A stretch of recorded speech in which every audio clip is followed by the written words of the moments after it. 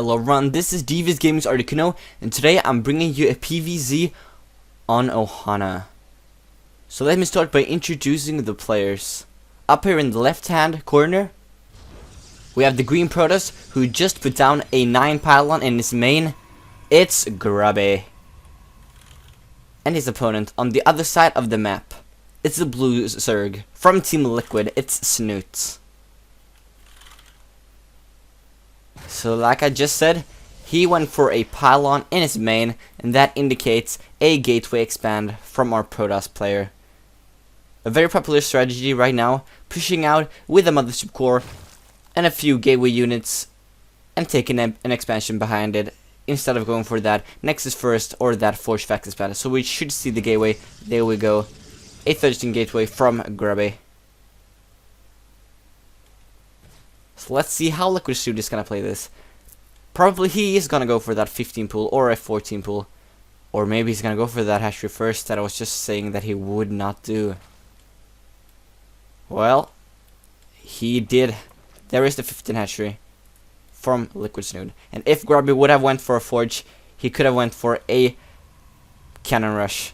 We see very early double gases from Grubby. This could indicate Dark Templars.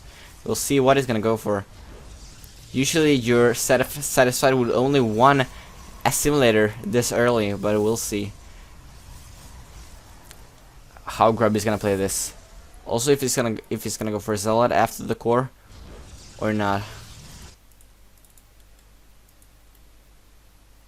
So LiquidSnute's Overlord is going in, and we see that none of these players went for a probe or a drone scout. We see also the Zealot from the gateway, and we see that Grubby's mining. Oh, never mind. He mined 2 probes each in the assimilators for a while, but now he is 3-3 in both of them. So LiquidSnute sees no expansion, so he's got to be thinking it's a gateway expand or some kind of gateway pressure, and he needs to get prepared for it.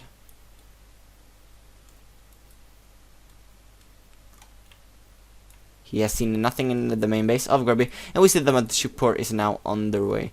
I'm very curious to see what the second unit from the gateway is going to be after the Nexus is planted down. And he's going with his Overlord. Oh, that was not a good timing for LiquidSnute, but he's going to have to check that later to see that Nexus at the Neshel, and he's going to do that right now. We'll see that he went for Sentry. Second of all, Grubby, that is. So we see no third hatchery just yet from LiquidSnute, because he is afraid of that pressure that Grubby could apply, and he's also taking a gas to get that speed out. We see Grubby just playing it safe so far. He's now moving on with his mothership core, and we see that the metabolic boost is going down for LiquidSnute. I'm curious to see when he's gonna opt to take his third base. Also, we see a Twilight Council from Grubby. A very, very early Twilight Council. Usually you see a Stargate or a robotics facility at this point in the game, so it just looks like Blink or a DT build from Grubby so far, but we'll see if he just maybe at some storm even. So let's see, he's going here to build. No, he was just scouting. And there goes the Dark Shrine. I was right, it was DTs. And I'm very curious to see how much damage. He's going in with the Mothership core, killing 1 drone.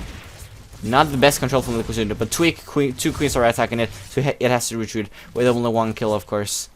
But I mean, if LiquidSnute would have been fast enough, he could have transformed that drone into a spine crawler or a spore crawler or a Vesping or a gas, just to save it. So he's gonna go up and scout with links. He sees 2 gateways, not a force at all, but he retreats with the 2 links, and he also takes his third base behind this. Did Grubby see this? He did. Good for him. We'll see a pylon dropping down now, and he's gonna do a lot of pressure with this Dark Shrine when it's finished. A great build from Grubby so far. I could almost indicate it when he took a double gas so early, and I've never seen this before actually. So this is pretty cool for me as well. So an evolution chamber and a roach warren at around 7 minutes, completely standard from our Zerg player, even though he took such a late third base. So we see an hallucinated Phoenix going out now. He has to scout the entire base of LiquidSnute, a great feature in Heart of the Swarm, or it did exist in Wings of Liberty, but it was an upgrade in the Cybercore and was not necessary. So we see now LiquidSnute, if he saw the DTs or not. He's killing the Pylon right now, but let's see how much damage Grubby can do with this. We see that spores are going down. And why is he attacking the spine? He should be attacking the spore collar in my opinion, but it doesn't really matter. So he's morphing to Overseer LiquidSnute that is, and he's been attacked. And if this third base goes down, Grubby has done what he wants to. He really needs to take down some drones also though, and these are just too strong. But the Lings are gonna try to kill them now. Good position for the DTs though. Very, very good position. And third is gonna die. Or is it gonna die? Good transfuse from the Queen. And the Overseer needs to make its way. Where is it? There it is. It's very slow though. But the hatchery should survive. But at very low HP. So now it's gonna die. But the mothership core is going down. So the hatchery is getting very low. Can he catch around and kill it? He should not be able to. So the Lings are going forward now. And we see no cannon, so this is going to be very risky for Grubby. We also see a fourth base taken by LiquidSnute. He skipped the forge entirely, so he has no cannons. And wow, LiquidSnute should try to destroy these rocks. Why didn't he do that? So an immortal is out, and a lot of gateways is added on. There we see the forge. And we're curious to see if Grubby is trying to take a third base behind this. He really should do that. But this annoying Overlord is spreading creep to deny that for as long as possible, and also to scout out. We see a War Prism popping right now from the robotics facility, and with the Dark Shrine he could really use it to do some damage. We see hallucinated Phoenix sees everything, and with these Lings he has total map control. LiquidSnute that is. But the mothership core is gonna slow but safe try to drive these away. And the Lings are going in now. He needs good force fields. He's waiting for, oh wow, that was not very good. He killed like 1 or 2 Lings with 3 force fields. So he's gonna kill this Overlord now and try to take his third base, but it's so delayed, and it's gonna be 4 bases for the Zerg player. Even a Hydra then going down, and he could start to push out with Hydras and do a lot of damage. We see no Colossus at all for Grubby yet. He needs to force field. Oh, he's letting them in. Wow, that was a very bad force field. Grubby is not on top of his force fields today. So a lot of Lings are going in now. 1 cell to deal with this, but he's gonna lose so many probes. The Lings are going after the Zealot. And not even a robotics bay has been added on. It's gonna be so hard versus the Hydralisks. So we see +1 missile attacks, and the muscular arguments for the Hydras are being researched right now. This game is going to be tough for Grubby. I also missed this, a Warp Prism harass. Tried to take down this base and a few drones, but he was not successful by doing that. Rather. So see, he's just going for immortals so far. He really needs that Robo Bay in my opinion. Because when these Hydras, it's 5 Hydras on the way right now, they can do so much damage. And with only mortals, it's not easy. But maybe if he mixes in Storm, but he needs some DPS right now. He cannot win this with only this composition. So he's trying to move out right now on the map. And is he taking a 4th base, or is he just gonna pressure Snute's 4th? That's what I wonder. He should not take 4th base. That would be completely wrong of Grubby. We see still no Robobay, and we also see Blink, and no High Templar, no Templar Archives as well. He's gonna try to take down this 4th base. Will it succeed? Let's go to the unit tab. We see it's 9 Hydras and 23 Roaches, but with the Mothership War he can recall. Good force fields from Grubby, and now he can just recall behind this. Very good. He should do that, though. I don't know if he's gonna do that. He needs to recall. Grubby, come on, before you lose the Mothership Core. There goes the recall. Good job by Grubby. Take it down. So it's 3 bases versus 3 bases. But now LiquidSnute wants to do some damage of his own. We see that the hybrid speed and range is finished, and +1 for the missile attacks is now going down as well. He's gonna try to go into the natural, but he's not gonna succeed because that's a complete wall off from Grubby. But he's gonna kill the pylon and get in. He needs a force field. Let's see what LiquidSnute is gonna do. Grubby's holding on for now. The hive is going down for LiquidSnute as well. But the roaches got into the natural. They're gonna do a lot of damage. He needs a photon overcharge somewhere, either on his natural nexus or here. Put down the photon overcharge, Grubby. But does he really need it? Wow, he's doing a lot of that. His holding's good. The hydras are coming in, and there is no colossus. The road bay has just been added on. Good force fields though of Grubby, trapping those roaches. But I would like the photon overcharge on this nexus to just help him to deal with this attack from LiquidSnute. But he really does not need it when I think about it. Now, also killing off 2, maybe 3 hydras. The third down is there. He go. So LiquidSnute double expanding, taking his 4th base and also his 5th base.